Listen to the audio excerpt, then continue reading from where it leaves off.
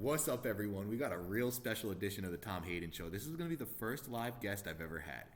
I can't wait to see how this goes. Here he is. We got Almost Good Enough Gaming. Noah, can you tell everyone a little bit about yourself? Tell us how you got into Pokemon, and then we'll get into everything else, how we met and this weird journey we find ourselves on. Yeah, I have been following the scene since 2014. I think everyone was kind of affected by that year with the Pachirisu and Seiju and everything like that. Yeah. And then I played in my locals for the last few years, and then COVID happened. What locals? In New York? Oh yeah, New Jersey, Connecticut, Long Island, blah blah blah, that whole scene. Time out. I don't know if I should look at you or look at the camera. I don't You know can do what's either. better. Yeah, I don't know what's better, so we're just going to feel this out. It's the first live show. But okay, yeah. And and so last year I kind of sat down and I was like, it's time to really knuckle down and give this a shot. I need to get into a stronger tournament scene, and that was that. So we met at New Jersey specifically. Did you go to any regionals last season before New Jersey? Yes, I went to Indianapolis. How did you do there? I did 43rd. Fucking incredible. Was that your first regional? Yes. And you went 43rd? Yes, I did. And you got CP? I did. It's fucking incredible. That's awesome. And then, dude, so at New Jersey, the way we met was so much fun because I signed up for my first ever side event in New Jersey. I was all excited. I didn't have as many friends going as I usually did because it's such a small regional. It was only like 170 people, I want to say. Yeah, it was tiny. It was real tiny. So I was like, I had a little smaller group than usual. I was like, you know what? Let me sign up for some side events. I could get some good practice in with my team. I could see how I'm feeling. And this guy won it all. I was going to call you this schmohawk. I don't know Capital what I was going to schmo. say. Yeah. He won the side event, and we played in the finals, and he kicked my ass. And then the next day in the event, we played with the same teams. You kicked my ass again. New Jersey Regional, I started 2-0, and then I went on a 4-game losing streak to Conkeldonk, to you, to another kick-ass player, Misaka, Angel Miranda's friend, and then someone else, and then I won my last two. But I was just like, I saw the fucking gauntlet in round 3, 4, 5, and 6. Here's my thing though. This is one of my favorite stories to tell when I talk about Let's go. when I met you specifically, because you're a chatty Cathy. Oh yeah, I don't And shut so up. we're playing this game, and I'm trying to be all in the mode and zen, and we're getting towards the end of, what was it, game 2? Game 2, I thought I had lost 3 turns earlier. And I knew your line of victory. And I didn't. So I'm focused trying to make sure that I don't mess up. And you're sitting there being like, yeah, this is great, hanging out, just chatting, going on. And I'm like, can we talk after the game? I just want to make sure that we just finish this up real quick, and then we can chat. And you were like, yeah, cool. Yeah, I'm no, sorry. I think I said I'm sorry too, because I know how much I talk and I know how annoying it can be sometimes too. And I was just like already out of it. I think I saw someone else before Conkeldonk and you, so you were going to be my 3rd loss. And at that point, I was like, I guess I'm already at 3 losses. My day's over. And then after the game, I sat with you and I was like, hey, you had a line. There was a way that you could have brought that back. And then the look on your face was so just like awe and like a realization. And it was just so genuine and forthright. I was just like, and that was that. So then immediately after that one, I was like, I got to pick this guy's brain. Like, he's a good dude. He seems like a nice guy. He talks a lot like me. I immediately liked your vibe, so I was like, all right. Well, that's because I'm from Brooklyn, you're from Long Island. Yeah, so I was like, all right, I gotta fuck with this guy. Let me keep him in the rotation of people I hit up for practices and people I like send my teams to and say, hey, what do you think about this? What do you think about that? And I love seeing your team building journey over the past season because you got CP at every event you went to until Orlando, if I'm not mistaken. Yes, that's correct. That's impressive as hell to me. Like, that impresses the fuck out of me. And in Orlando, you didn't do poorly. What was your record at Orlando? I should know this. It was X4. It wasn't. X4 is great, I think, if that's your worst regional ever. Yeah. Yeah. And it's just like to see Indy your first regional. Indy was my first regional too. And your journey through, it's impressive as hell to me, man. Like, I can't say that enough, how much I respect your Pokemon playing ability and how much I love picking your brain about this stuff. So this is the day before. It's 9:30 at night, the night before Knoxville Regional. So we were just finishing up our team. He helped me immensely with my team. We went through some of the lines. We went through some of the stuff that I was thinking about. The Rotom Heat suggestion over Rotom Wash, I can't wait to see how that works out. This is going to be after the fact. This comes out March 6th. Is going to be the date it comes out. So to see if the Terra Blast Overheat works, because I wasn't sold on... so if anybody's wondering, so he was running Rotom Wash. Yes. What was the Terra on that before?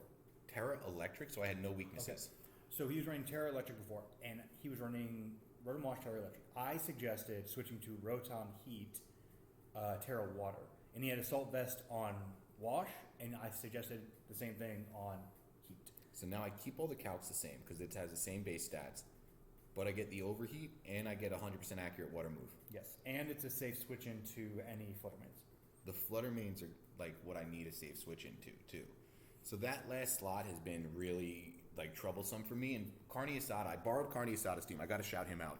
He's a genius, too. Like, he got CP at San Diego. He got CP at Orlando. He's going to get CP tomorrow. I fucking know it. He's probably going to make day 2 in Top Cut because he's been on a fucking tear, and I can't wait to see how well he does.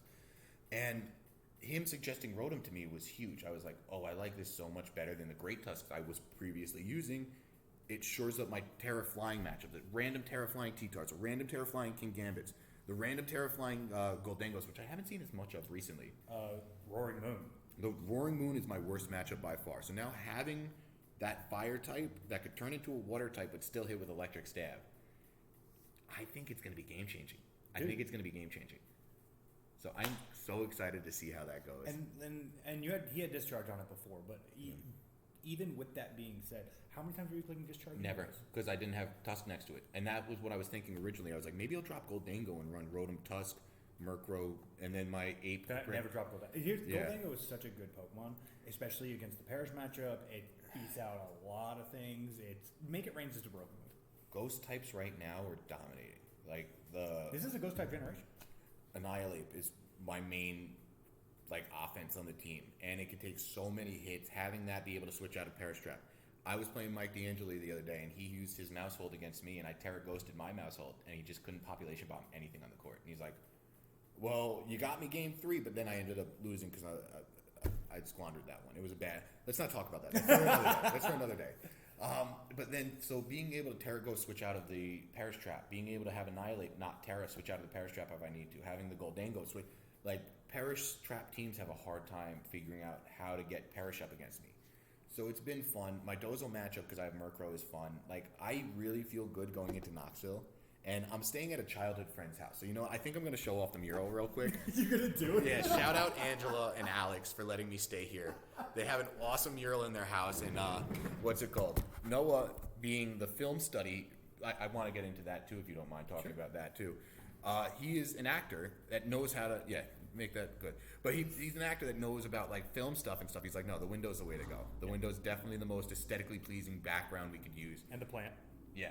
Because originally I was going to say, maybe we'll include the mural and I'll shout out Angela and Alex. But I'm glad I got to show off the mural and shout out Angela and Alex for that.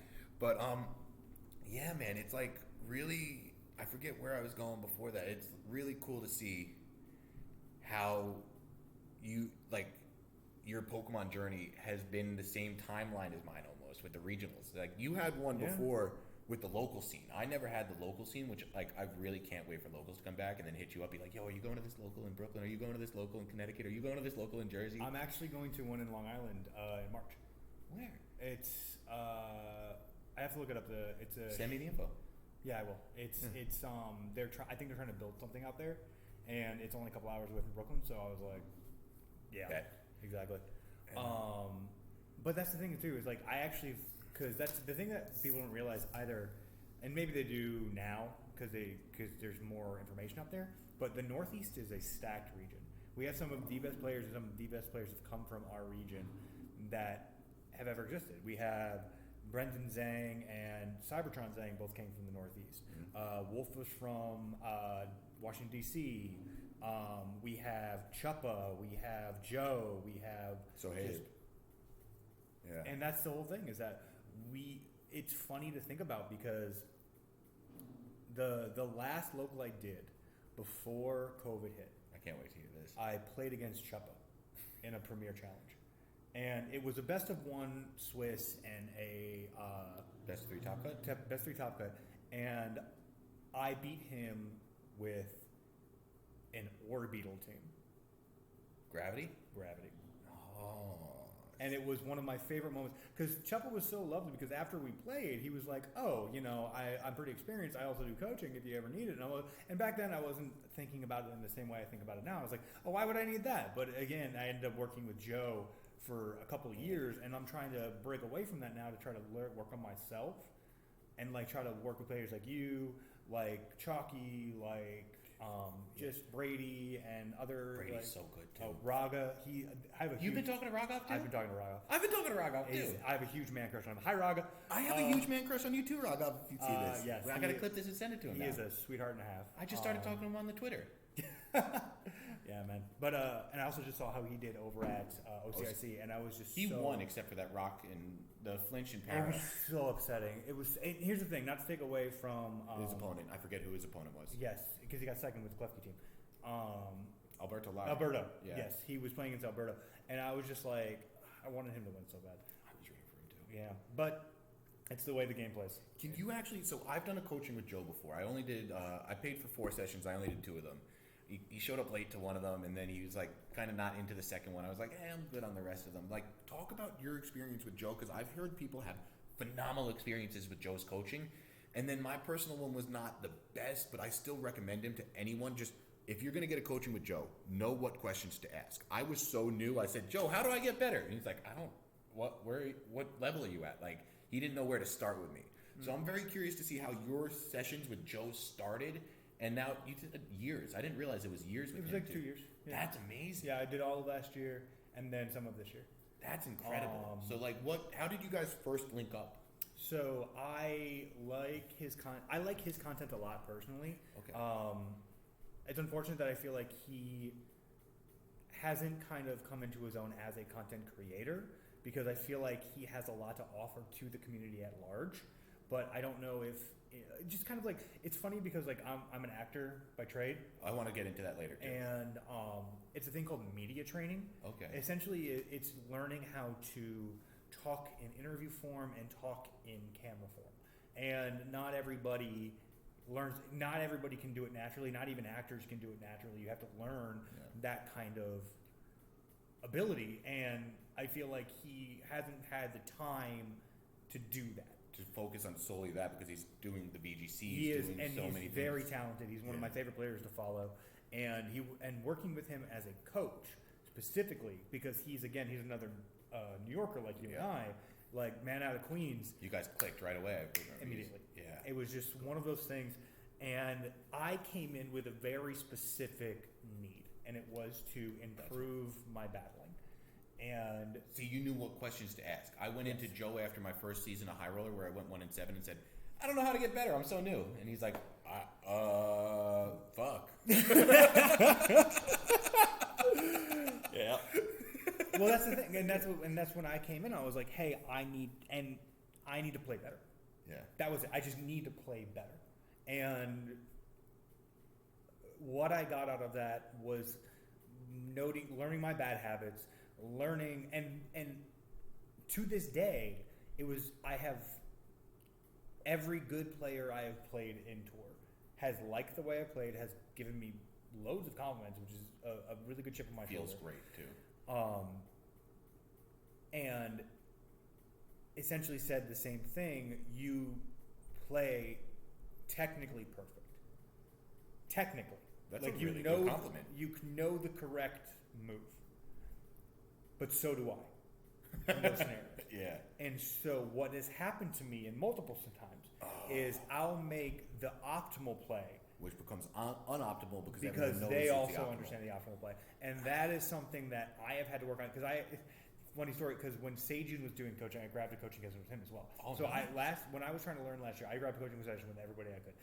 And within reasonable price range. I'm not gonna I think Wolf Flick is one of the most amazing players to watch.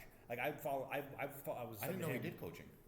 He did for a long time, but he charged as an arm and a leg, which is again worth it because he is a 7-time regional champion. He has won every level of the competition: regional, national / international, world. Like he has every level, and he is the face of. I think he is the face of our competitive scene currently. He has the most YouTube followers. He's the biggest presence on the comment section when he's on stream. The YouTube comments go nuts. The Twitch comments go nuts. He's the biggest presence, I would say, by far. I was part of his first 50,000 subscribers, something like that. Yeah, That's really I followed because same thing with Ray Rizzo. If anybody's not paying attention, Ray Rizzo's doing content now. Three-time world champion. Michael Jordan of this shit. He is crazy, and his in-depth discussion. It's similar to Wolf's old format, which I really, really like. He's just not. Again, he's not as that media training thing.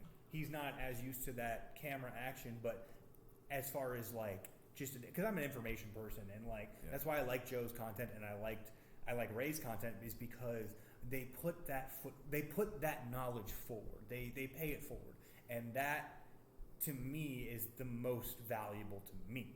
And not everybody is as entertained by it, but when you can get something out of when you watch certain videos, when you watch certain content, you can get more out of per se their experience than you can other content creators who are more entertaining and more enjoyable. But I learn more from Ray Rizzo. I learn more from Wolf's old content, which I got to go check out now. I didn't realize. If anybody watched the old content, you ever heard of the Real YouTubers song? No.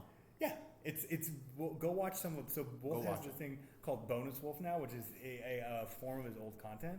So he'll basically is off the cuff content that he used to do, and he created an opening that is probably the most slapstick cheese opening of any YouTuber I've ever seen. He essentially opens up Microsoft Paint and writes Wolfie VGC. Oh, I've seen him do that in some of the videos. Real before. YouTube is talk about something. It's hysterical. And it was such a charming, human way to get content, and that again lends itself to why his content caught on like it did. Yeah. But I also personally miss his old style content because again it was knowledge forward. It was this is my experience. This is my interpretation of this current meta trend. This is what I think. And when Bonus Wolf came out, I was like, This is it. And again, but Bonus Wolf is only as available as his schedule allows, So I don't know. It's good. I mean, that's how I follow information gathering and things like that.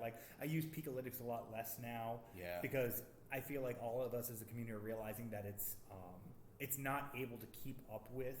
This season has gone faster than last season. Series 12 was moving slower, I felt than this season specifically. Because it wasn't new toy syndrome. The only thing, think about it this way. That's a great point. Yeah, we only had essentially 2 new toys out of the entire meta. Calyrex and Alecki. Oh no, 3. 3 then. 4. I keep going up. It was 4. Calyrex Ghost, Calyrex Ice, Zamazenta, and Zacian. And I count Alecki in there too. I wouldn't count Zamazenta. But we had Alecki the year before. That's true too. Okay. You see what I mean? Yeah. And we were playing in restricted formats towards the end of the year and all that kind of stuff, but it was there wasn't much learning to be had in regard to new Pokemon. And wasn't a feeling out process almost. Yeah. Yeah. And that's what we're doing right now. Yeah. That is why, if you look at the Sun and Moon era in comparison to now, it's very similar in the sense of there were over a dozen Ultra Beasts that we had to figure out. And now we all understand how they work and what does what and how to use it. But back then when we first got them, it was the trial and error period. For instance, people are still working on going from Ultra Beast to Glamora. People are figuring out how to use Glamora. People are figuring out how to use Tinkaton. Mouseape. People are figuring out Mouseape is old hat, but Mousehold is evolving. Mousehold's evolving a lot. Yes. I think it's going to be everywhere tomorrow. I agree. Yeah. I agree. And people need to be ready for it. It was already everywhere at OCIC. No, that's what I mean. And now I think it's going to pick up even more because people saw how good it was. And that's a mon I pinned at the beginning of the format. Same thing with Iron Hands. Yeah. You loved Iron Hands. I'm so happy you're not running Pincurchin, by the way. I'm so happy. I was I can't. All right, let me explain. Friends can't let friends run Pincurchin. No, let me explain. Let me explain. Okay? It was a good team. I was obsessed with Pincurchin Trick Room for an extended period of time.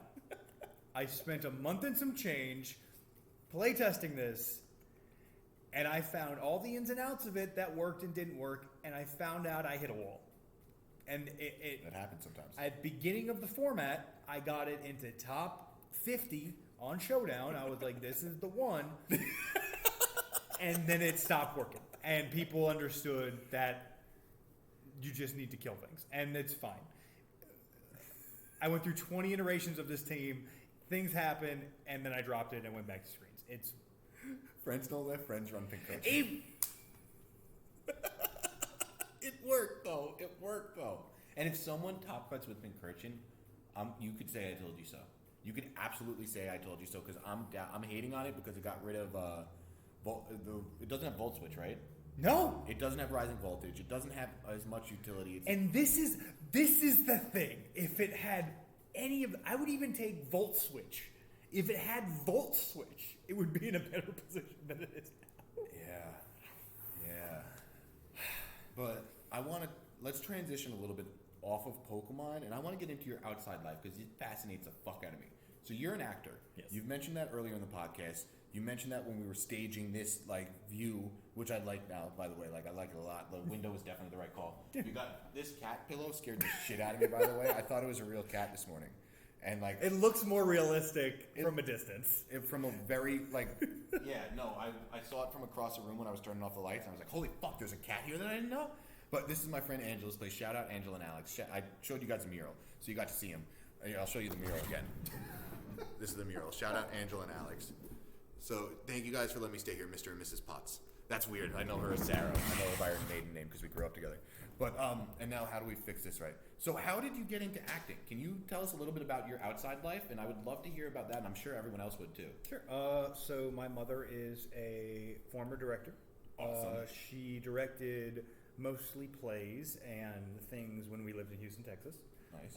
Her biggest work was she directed, I think, a congresswoman's political ad at one point, and that was about the extent of it. She worked for Theater Under the Stars, Tuts, the other company Hits for a while, and then when we moved, I was always around the entertainment. Film, yeah. Well, not even film at that point. That was just mostly theater and dance and production and things like that.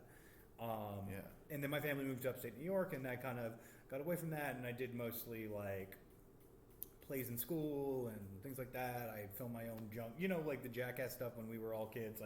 I had some of that, but I also scripted some small things and played around with that. Actually, my greatest school project I ever did, I got an A+ on. I did spoof of Macbeth.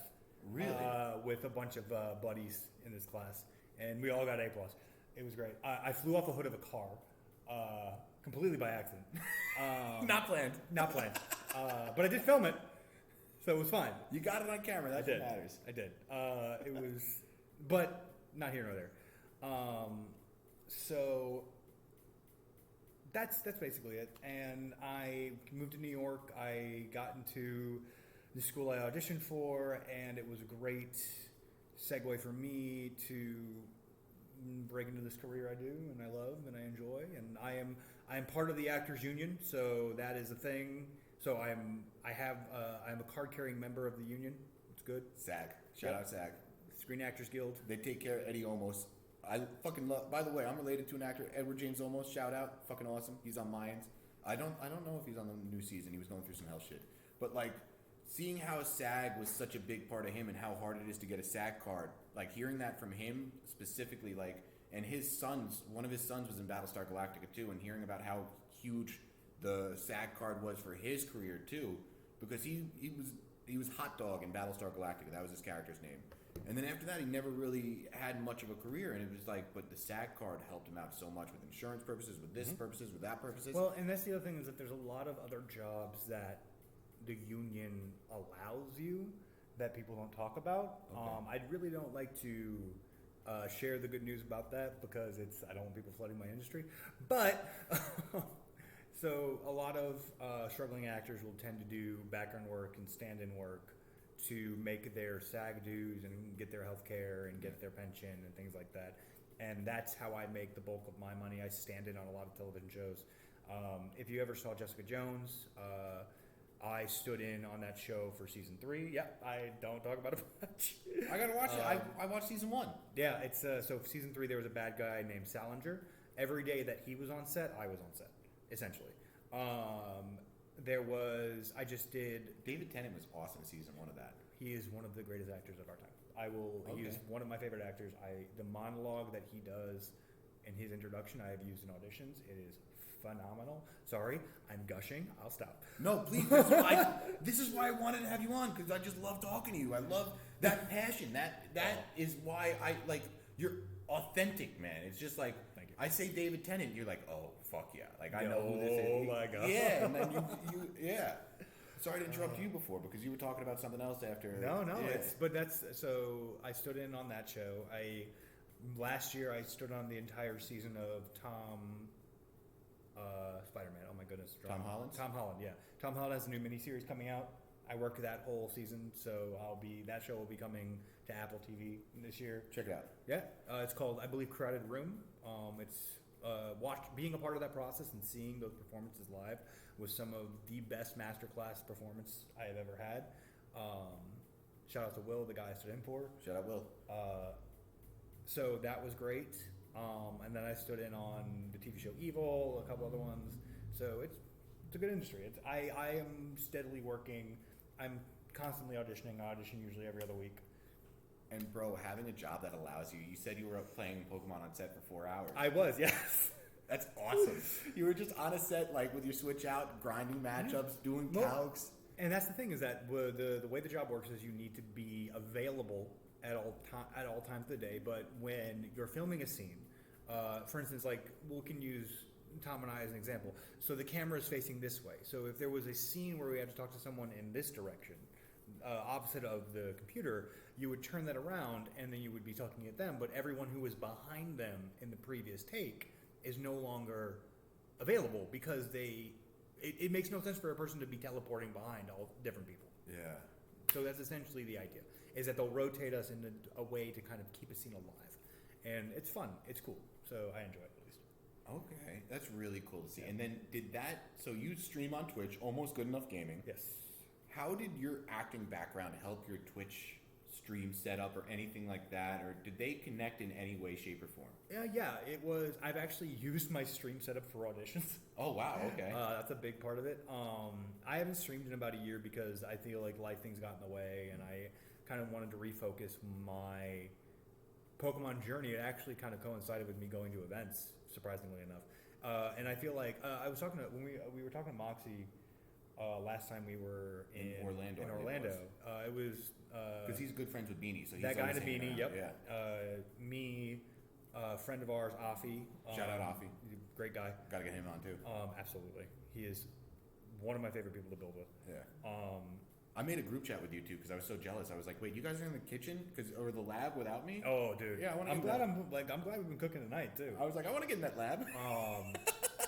But just talking to Moxie and kind of the struggle he has to deal with, working a full-time job, creating content, and trying to do this VGC and trying to do VGC tour, like a VGC, to run in this scene, it takes a lot of effort and a lot of focus and practice, and it's individuals like Wolf who can do content full-time, they have the time to do content and to study because they coincide more directly. But for individuals like Moxie who have a full-time job and the content creation, it leaves very little room to do their own work to improve. And he's a gifted player. He's so good and insanely fun to watch. But but talking to me, it's like it hurt him the last time he had to do the event. You know what I mean? It not hurt him as in it hurt his gameplay. It was like he was unhappy about dealing with that situation, and I follow him religiously. I love his content. Great content. And go follow Moxie Boost if you haven't. Shout out Moxie Boost. He is an amazing creator, and he is hilarious in every bit. See, I only said hi and introduced myself once, so he's a guy I would love to get on the podcast, but I'm like, we've never talked really before, so I'm always nervous about asking guys I've never really talked to. But he's a guy that I would probably, first conversation on the podcast, would probably crush it because of his personality on his YouTube and how I've seen him interact with his, fans on Twitter, how he He was like, I might galvanize my audience to just convince them that something's shit so that everyone's running it at the next region. And it's like that type of mentality. He's fucking hysterical. You know, that type of person is someone that I think is great for content creation. And I hope he does well at these events because of that, too. Yeah, and he deserves to do well. Yeah. Because he is a major part of why the scene has been able to grow the way it has. And he doesn't... He definitely deserves the recognition that comes with it. He's also one of the top players in Chicago, from what I've heard. Like he was at a local MJ Atrix won it, so I know Darsh Patel was there too. But he top cut, didn't he? I believe so. I know Darsh got top 4. Darsh is a good friend. I want to get on this podcast too, and he was there talking to me about how he's friends with Moxie and MJ, and that MJ ended up winning. Darsh got top 4, and I don't know where Moxie ended up, but it was just like a really good group of players there. I was like, holy shit, the Chicago scene is really fucking good right now too. Yeah. The Chicago, I don't remember who it was that claimed best in Chicago. He was streaming for a while. Oh, good. I want to know who that is now. Yeah, he's on Twitch. I don't remember, but he's again. I think that Chicago is probably the second most stacked region. And they got Temporal too to run the events, which is just like one of the best tournament organizers. That's great. We lost ours in the Northeast. Who did we lose? Jen. Jen? Yeah. Is P-Don's one of ours too? I don't know. Okay, I got to figure out if P-Don's is a I know. But you know who actually came from our region? Who? Joe, the caster. Oh yeah, Joe Brown. He's a New Jersey guy. Yeah, man. Yeah, he's a cool ass dude too. So I met him outside of New Jersey. I used to go to the locals with him as well. Oh wow. His brother.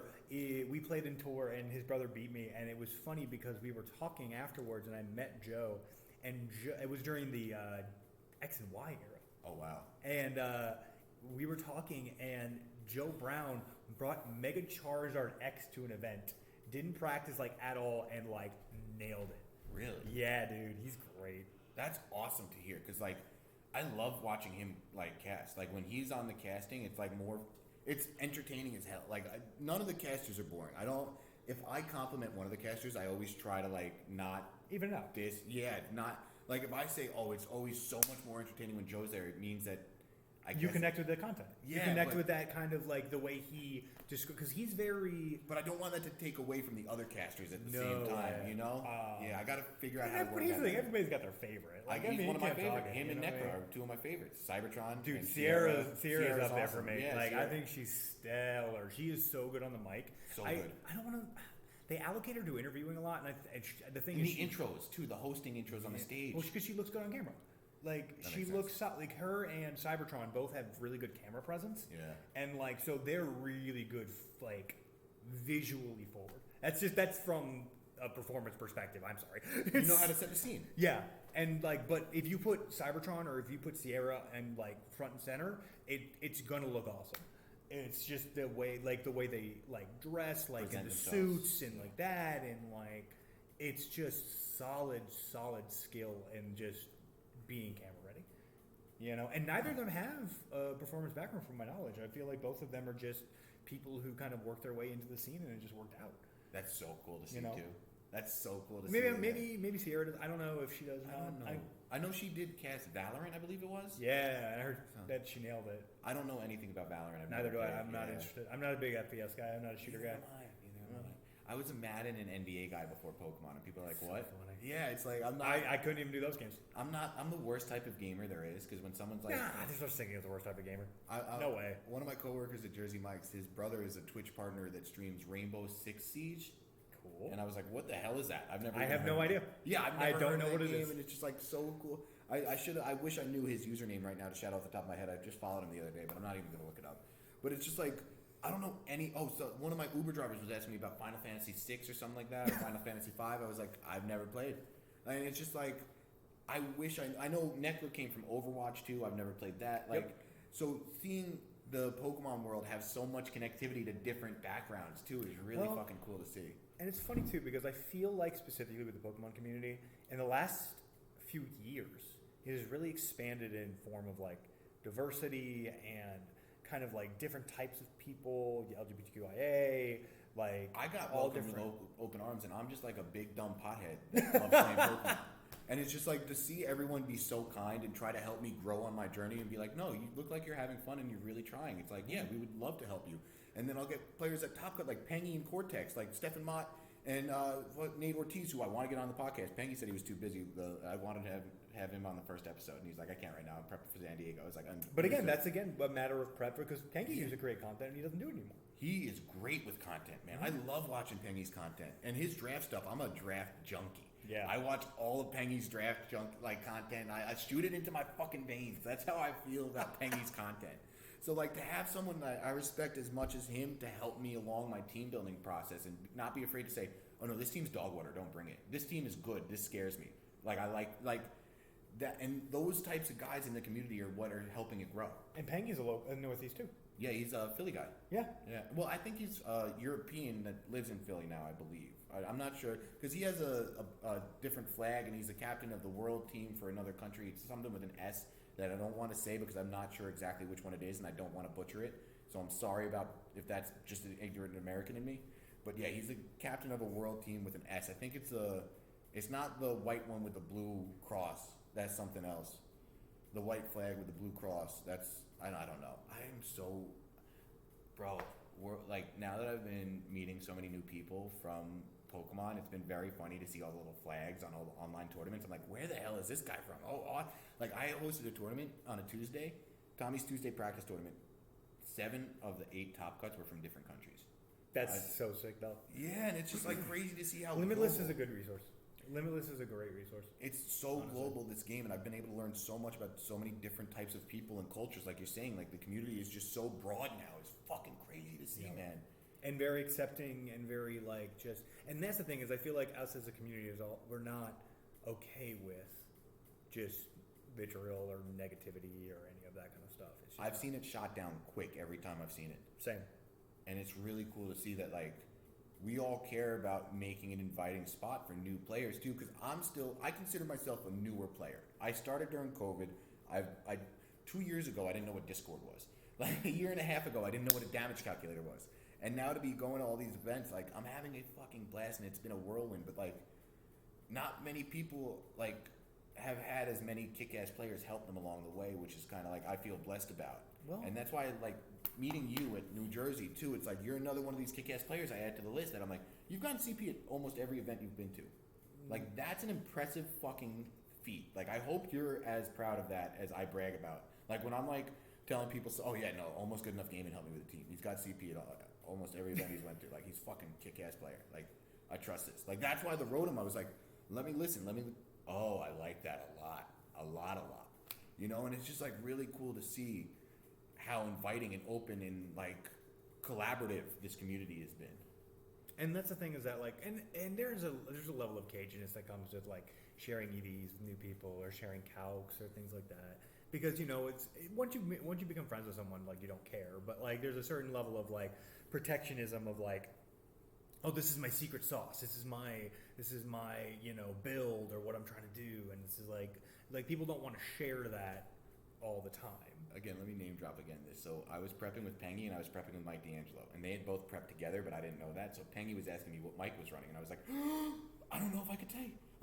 Should I say what Mike's running? Mike, can I tell Pengy what you're running? And he was just like, Tom, it's okay. I prepped with Pengy too. And I was so scared because I don't know what information is good to share when. And that's why some people are very secretive about their EVs and IVs and what movesets they're running on certain Pokemons before events. And then some people I'm a little slut. I'll send my team to everyone and be I need your help. I want your collaboration. I want to see what you think about my team. I want to see how I could improve this before the regional. Let me get my practice in. Let me get my reps in with this new core and really see if it works to fix that one bad matchup I have that I've been practicing with and saying, oh, this is the matchup that fucks me. How do I fix that? Yeah. And that's the thing is you can never make a team that beats every single matchup. No. That's the fact. I was playing, I was very happy with my Orlando run, despite the fact I didn't get any CP. You went X4, which is really impressive there. Right, but I have high standards for myself, and as you should, because you're a kick-ass player. Thank you. Yeah. I try my best. But first round I played against Chalky, and great player, and I felt like I had a good chance, but I had not built my team to deal with the beat up annihilate strategy in mind.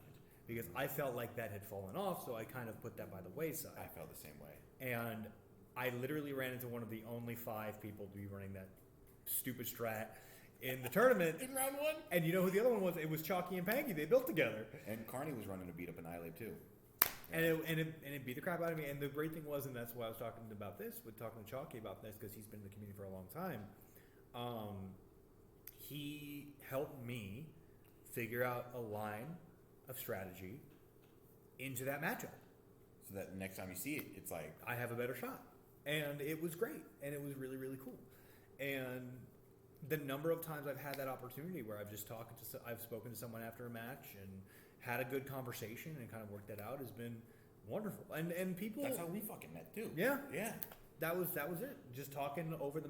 Because there's also like a level of learning that comes with these events where you're like, oh, well, I lost there. And then if the person is able to sit down with you and chit-chat with you afterwards, it makes such a difference. It really, really does, as far as you as a player, as far as you as your skill. Like, when I played Brady Smith.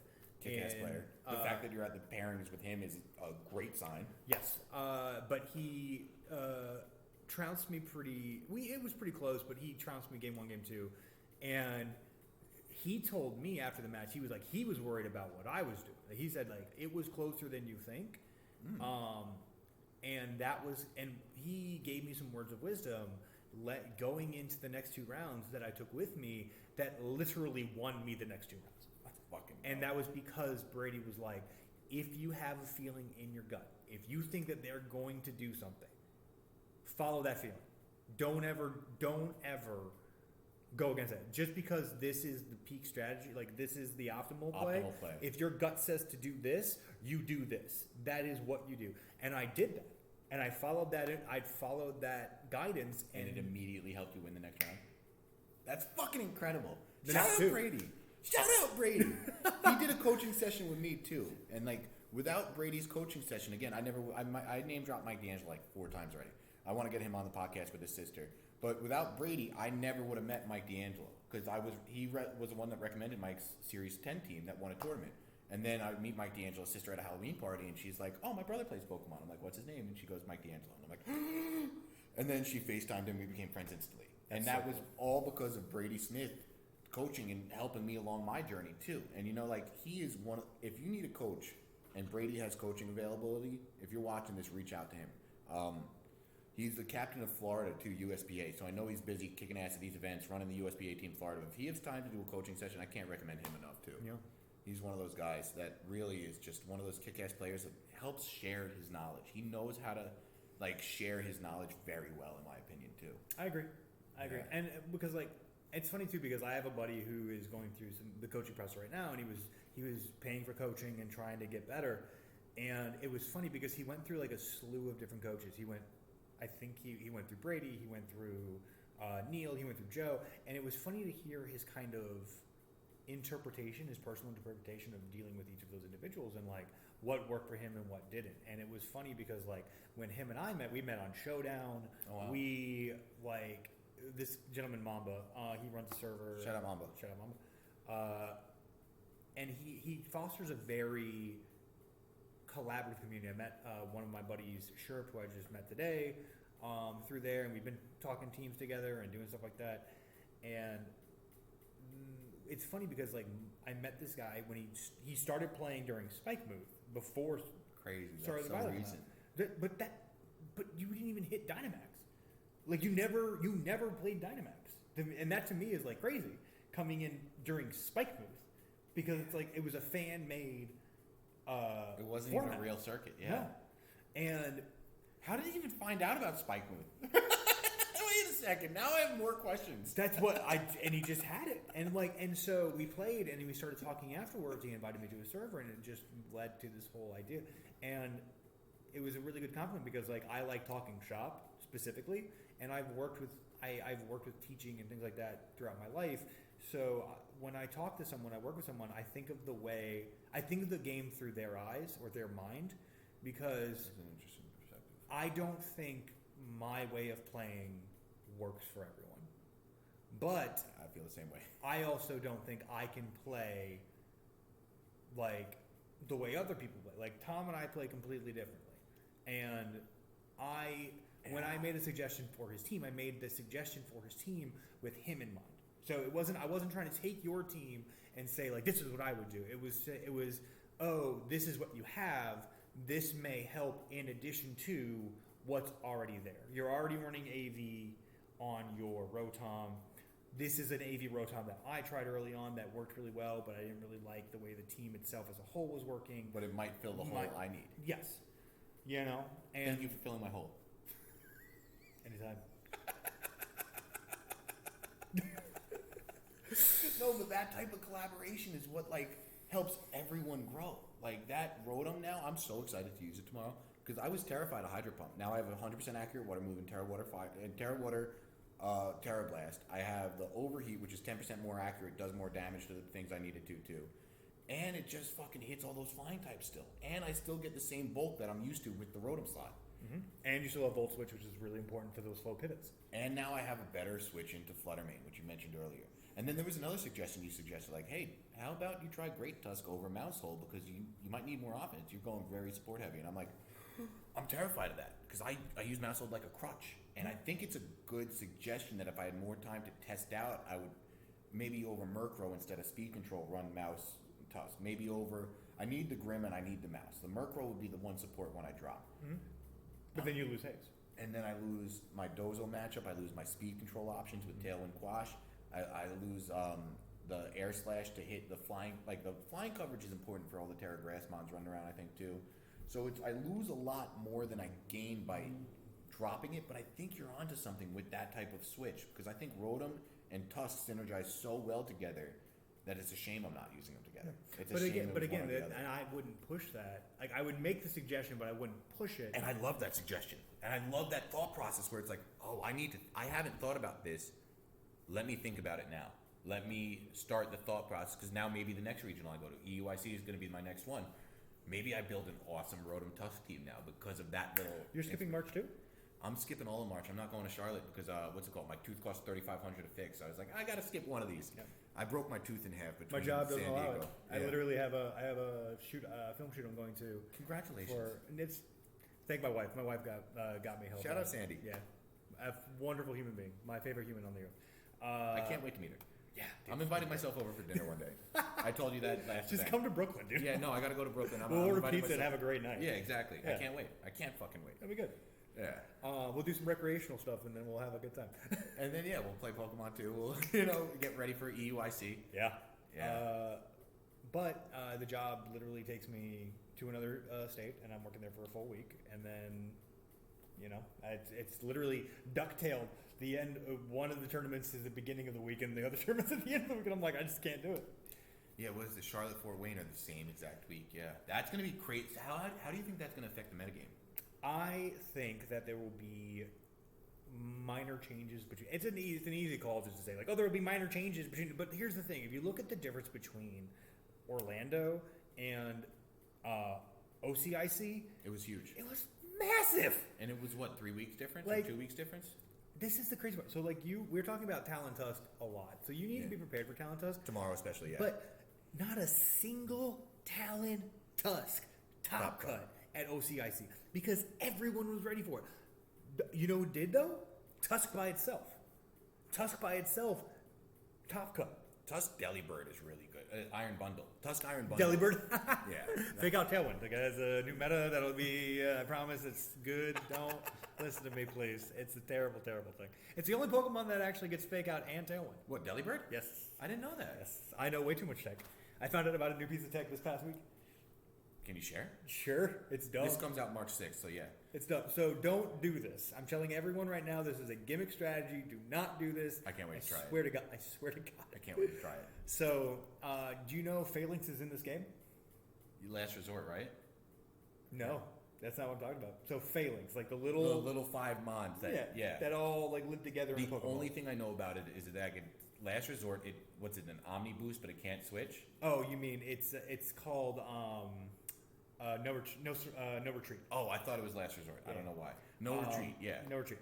So, do you know how No Retreat gives you an Omni Boost, but you can't switch out. You can only use it once. Yes. So the reason you can only use it once is it gives you a status called No Retreat in the program. I didn't realize that. Which is a trapping. It's a trapping condition. Yeah. Like jaw lock, like fire spin. Fire spin, jaw lock, mean look, Yeah. shadow tag, etc. If Phalanx is already under the form of trapping from something else, that no retreat status never takes effect. And the reason that matters is because if the no retreat status is not in effect, then no retreat the move Can work again. So if they lead like Gothitelle and Shadow Tag you, they lead Roaring Wind and Jaw Lock you. You can keep clicking no retreat with no repercussions. How did you find this out? Because I'm a psychopath that looks up crazy information about Pokemon all the time, and I just find the cracks. You explaining Beat Up to me was very interesting too. I didn't realize how intricate that move worked too.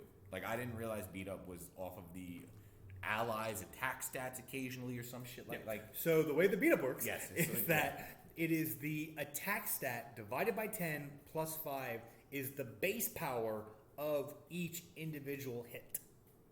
So if you have a Pokemon with 200 attack and you use Beat Up, that specific hit from Beat Up is 20 plus 5, so 25 base power. Then if you have another Pokemon who has like 100 attack, then it is a 10 plus 5, that is 15 base power. And so each one is based upon that. It is ridiculous that I know all of this information. I've been using Beat Up offensively too to break sashes, and it's been working. And hey, if it works, it works. And when it's worked, I feel so smart. But when it doesn't work and I can't get an attack off the next turn, it's just like, oh fuck, that was dumb. What? Dude, we're already at the 50-minute mark, so this flew by. Like that's what I mean. Like this podcast has really just been an excuse to talk to friends for an hour, and I knew this one would fly by because we both love talking. And like it's every time we talk to like. Carney and Beanie were getting a little mad at me. They're like, Tom, you were going around shaking everyone's hand, saying hi to everyone at the venue today. We were there an hour longer than we wanted to be. And I was like, sorry, I got caught up in conversations. Because it's like people like you who I love talking to, and I can't get enough conversations with. So, man, like, is there anything else you're really excited about tomorrow that you want to touch on before we get out of here? Because I can't wait for tomorrow, personally. I'm so excited to see how I do. I feel ready. I know that's a bit of a trap. I felt the best I've ever felt going into San Diego. Then Orlando, I had life stuff hit me. Now this one, I feel prepared. I feel ready. I know my good matchups. I know my bad ones. So I'm excited to see how I do. And I'd love to hear your perspective going into it the night before the regional. So every competition I've come to this year has been a very different experience. So the first one I went to, I built the team. I was still getting coaching from Joe. I sussed out he basically ironed out all the pieces that I had started and improved upon it in that respect and helped me with the team building process. And you went X3 at San Diego, X4. Right? X4, okay. Which I actually did worse because I had lost earlier on in the day. Okay. So Orlando, I felt worse at, but because I built my team 2 days before and barely had any practice with it, but I went X2 until round 9. It was 9 that you saw. So round 9 that Jin and I had to slug it out. Shout out Jin Fury. And Jin Fury, one of my favorite battles of all time. I will remember this specific match till the day I die. That was how impactful it was for me as a player. Because playing that match was, number one, it was exhausting because that man plays like an MMA fighter. It is insane. He used to be an MMA fighter. I know. Yeah. Like so Jin used to be an MMA fighter and he plays Pokemon like he used to be an MMA fighter. And it's like every single turn is that. It's hard read. He's like, you're going to do this, I'm going to do this. And he completely took me game 1. And then game 2, I took it back because I was like, oh, this is the way we're playing. Let me meet you where you are. And I got to start punching. It elevated me as a player. And then game 3 was neck and neck for the entire thing. You caught the end, right? I did watch the end of it. Yeah, I did watch the end of it. I forget exactly what happened because I saw everyone in my Airbnb. I was in the Airbnb with Jin. So I was like, the Airbnb group was standing behind watching the game. I was like, what is this? Wait, Noah and Jin are playing? I was like, no, I'm seeing two friends beat each other up right now in round 9 of a tournament where I want to see everyone top cut. Well, and this is the other worst part, is that when we were at NAIC last year... You guys played there too, right? I knocked him out. Oh, I didn't realize that part. And then this time, he knocked me out. Now, he was already having a rough NAIC run from what I understood. Oh, yeah, he got a bye round 1. But I was literally his last loss. Oh, he dropped after you? Yeah. Yeah. And I was like... Yeah. All right. And I'm a fan of Jin. I think Jin makes some fantastic content. You know what I mean? I owe him so much for starting the High Roller Draft League. That's another avenue where I've met so many kick-ass players, and that joining that community has been invaluable to me. Like it's been like one of the best resources I've stumbled upon in this Pokemon world. Like his community he started with that High Roller Draft League. Like he got so many kick-ass players together that were like, yeah, no, we'll play draft, and then getting the best of 3 experience against, like, I played Pengy every season we've played draft together. And it's like, oh, what are the chances of that? I played Battle Room at the regional. I got to say, hey, I'm in the High Roller Draft League. And he immediately was like, oh, you're okay. Well, and that also, if you're willing to go that far with the game specifically, people recognize that you're not just here for the experience. Like, and nothing against learning Pokemon for the experience. It is one of the most wonderful things to experience in your life. Worth it too. 110%. However, there's a difference between coming in with the mentality of I'm here to have fun, and there's a difference of I'm here to win. And that's been hard for me. Yeah. And that's the thing is that like I have never gone to a regional where I have not expected to make top cut. I have never top cut a regional. I have never top cut an NAIC. I've top cut locals, but that is a hill, that is a boundary that I am trying to overcome as a player. Dude, it's so funny you mentioned that because last season I was like, I'm so new to this. Let's just have fun. And like, I'm just like, blah, blah, blah, blah. I go explore at every fucking event. And this season I'm like, I want to fucking win. I'm putting in the effort. I think I'm getting better. And to go explore in the next 5, it was just a bit disappointing. And like, I can't wait to see how I do tomorrow because it's like now I'm not here just to have fun, even though I've been having so much fun with all the events. So even with that mentality in mind, though, you still enjoy stuff. Like I came out of San Diego, and it was actually funny because this is another story regarding Jin. Yeah. I was walking out of the venue after getting my 4th loss in I think it was like round 6 or 7. It was pretty early on. I got my 4th loss, and I'm walking out. I'm completely dejected. I had done so much work. I had been prepared. I had done. You felt good going in. I felt good, and Jin caught me, and he saw my face, and I'm like, he's like, "Hey man, what's going on?" And I'm like, I'm just feeling a little dejected, And he made a joke. He's like, "Oh, you're too pretty to be," and he like touched my face, like, "You're too pretty to be sad. Don't let it get you, man." And it's funny how little that probably was in that day for him specifically, but for me, it was just kind of like a moment of just levity. Being like we're here playing a game. We're having a good time, and it's important to me. I want to do well. I want to make a difference in my play, but it was good to be able to have him do that and then walk out, call my wife, kind of have a moment, and I came back and I won the next 2 rounds and it was fine, And I ended up getting CP anyways, and it was good, and that was it. Dude, I can't wait to get my first CP. I've never got CP. You're getting CP tomorrow. I want to get. We're not playing. Please don't play me. I don't want to play you at all. I don't want to play you in a. I don't want to play you. I want you to win every single round, and I want you to. Not That's a fucking goal. But at this point, it's 10:15, right? It's past 10:15, so I gotta call it and I go to sleep soon. Thank you so much for your time. I can't thank you enough because this was so much fun. I almost bailed at 9:15, and I said, "Man, it's getting late. Are you sure you want to do this?" And Noah was like, "Are you kidding me?" Like he was so excited. So I appreciate that so much, bro. I really can't wait to see how we do tomorrow, and I can't wait for everyone watching this episode to let me know what you think, man. Because this is one of my good friends. Go, what's it called? Link up with him on Discord. Link up with him on Twitter. Twitter, Twitch. Despite the Twitch is dead right now, I'll try to bring it back. YouTube and Twitter. Yeah, almost good enough gaming on all of them, right? Yes. It's almost good Noah on Twitter, but that's it. Yeah, no, and honestly, no, you've been one of my favorite people I've met in this community so far. You've been a great friend in this community, and I can't thank you enough for that. I second that remark. Being able to lean on you for just a friend circle has been very important to me as far as my journey through this. I love hearing that, bro. But yeah, this was the first live one too, so I was very nervous. Like trust tree. I didn't know how this live event would go. I didn't know, and then when we first started, I didn't know where to look. So it's just natural. Just like I stared at you the whole time. I was just looking at your beautiful face. Yeah, I was looking. I was like going back and forth. But no, this was like a lot of fun. I can't wait to do more live podcasts. But yeah, guys, everyone go follow Noah. Link up with him if you need someone really smart because he's a fucking genius in this shit too. Yeah, I love team building. I love just making teams. That's it. Yeah, he's a great person to like ask for advice, and I can't say that enough. So again, thank you for being a friend, and I got to cut this off now. Bye. See you guys next time.